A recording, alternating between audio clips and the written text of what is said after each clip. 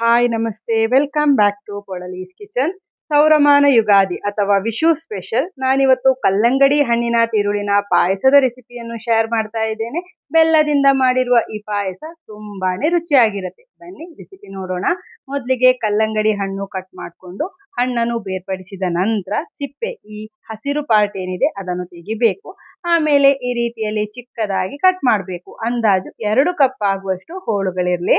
ಇನ್ನು ಫ್ರೈಯಿಂಗ್ ಪ್ಯಾನಿಗೆ 2 ಚಮಚದಷ್ಟು ತುಪ್ಪ ಹಾಕಿ 1/4 ಕಪ್ ಸಾಬುದಾನ ಹಾಕ್ಕೊಂಡು ಸಬ್ಬಕ್ಕಿಯನ್ನು ಹುರಿಬೇಕು. ಸಬ್ಬಕ್ಕಿ ಮೊದಲೇ ನೆನೆಸಿದ್ರೆ ಹುರಿಬೇಕಾಗಿಲ್ಲ, ಡೈರೆಕ್ಟ್ ಆಗಿ ನೀರಿನಲ್ಲಿ ಬೇಯಿಸಿದ್ರೆ ಆಯಿತು. ಇಲ್ಲಿ ಸಾಬುದಾನ ನೆನೆ ಹಾಕಿಲ್ಲ, ಹಾಗಾಗಿ ಒಳ್ಳೆ ಬಿಸಿಯಾಗೋ ತನಕ ಹುರಿದು 2 ಕಪ್ ನೀರು ಹಾಕಿ ಬೇಯಿಸ್ತಾ ಇದ್ದೇನೆ.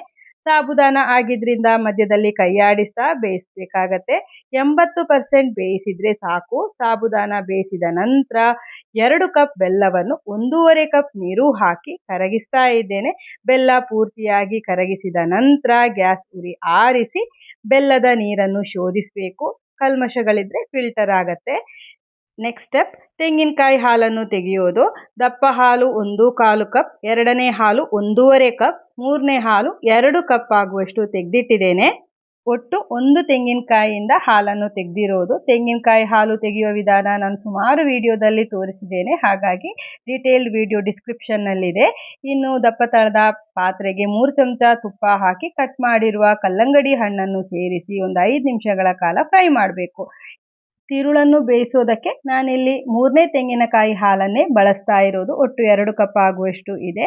ಚೆನ್ನಾಗಿ ಬೇಯಿಸ್ಕೋಬೇಕು. 80% ಬೆಂದ ನಂತರ 1/4 ಕಪ್ ಆಗುವಷ್ಟು ಗೋಡಂಬಿ, ಬೇಯಿಸ್ಕೊಂಡಿರುವಂತಹ ಸಬ್ಬಕ್ಕಿಯನ್ನು ಸೇರಿಸಿ ಚೆನ್ನಾಗಿ ಮಿಕ್ಸ್ ಮಾಡಿ ಪೂರ್ತಿಯಾಗಿ ಮೆತ್ತಗೆ ಬೇಯಿಸ್ಕೊಳ್ಬೇಕು. ಇನ್ನು ಬೆಲ್ಲದ ನೀರನ್ನು ಹಾಕ್ಕೊಳ್ಳೋದು. ನಾನಿಲ್ಲಿ ಕಪ್ಪು ಬೆಲ್ಲ ಬಳಸಿದ್ರಿಂದ ಕಲರ್ ಡಾರ್ಕ್ ಆಗಿರೋದು. ಬಿಳಿ ಬೆಲ್ಲ ಬಳಸಿದ್ರೆ ಪಾಯಸದ ಕಲರ್ ಕೂಡ ಚೆನ್ನಾಗಿ ಬರುತ್ತೆ. ಎಲ್ಲವನ್ನು ಮಿಕ್ಸ್ ಮಾಡಿ 10 ನಿಮಿಷ ಹೈ ಫ್ಲೇಮ್ನಲ್ಲೇ ಕುದಿಸಿದ ನಂತರ 2ನೇ ಹಾಲು ಹಾಕ್ಕೊಂಡು ಮಿಕ್ಸ್ ಮಾಡಿ ಹೈ ಫ್ಲೇಮ್ನಲ್ಲೇ ಚೆನ್ನಾಗಿ ಕುದಿಸಬೇಕು. ಅಂದರೆ 6 ರಿಂದ 7 ನಿಮಿಷ ಕುದಿಸ್ಕೊಂಡ್ರೆ ಸಾಕು. ಇನ್ನು ಚಿಟಿಕೆ ಉಪ್ಪನ್ನು ಸೇರಿಸಿ ದಪ್ಪ ಹಾಲು ಹಾಕಿ ಮಿಕ್ಸ್ ಮಾಡಿ 1 ಚಮಚ ಏಲಕ್ಕಿ ಪುಡಿ ಹಾಕ್ಕೊಂಡು ಗ್ಯಾಸ್ ಉರಿಯನ್ನು ಆರಿಸಿ ಮಿಕ್ಸ್ ಮಾಡಿದರೆ ಸ್ವಾದಿಷ್ಟವಾದ ಕಲ್ಲಂಗಡಿ ಹಣ್ಣು ತಿರುಳಿನ ಪಾಯಸ ರೆಡಿಯಾಗತ್ತೆ. ನೋಡಿ, ಪೂರ್ತಿ ಬಿಸಿ ಆರಿದ ನಂತರ ಕರೆಕ್ಟಾದ ಹದದಲ್ಲಿರುತ್ತೆ. ಸಾಬುದಾನ ಹಾಕಿದ್ರಿಂದ ತಣಿದಾಗ ಹದ ದಪ್ಪ ಆಗತ್ತೆ. ಈ ಬರುವ ವಿಷುವಿಗೆ ನೀವು ಕೂಡ ಖಂಡಿತ ರೆಸಿಪಿಯನ್ನು ಟ್ರೈ ಮಾಡಿ, ಇಷ್ಟ ಆಗತ್ತೆ. ವಿಡಿಯೋ ಇಷ್ಟ ಆಗಿದ್ರೆ ದಯವಿಟ್ಟು ವಿಡಿಯೋಕ್ಕೊಂದು ಲೈಕ್ ಮಾಡಿ, ನಿಮ್ಮವರೊಂದಿಗೆ ಶೇರ್ ಮಾಡಿ.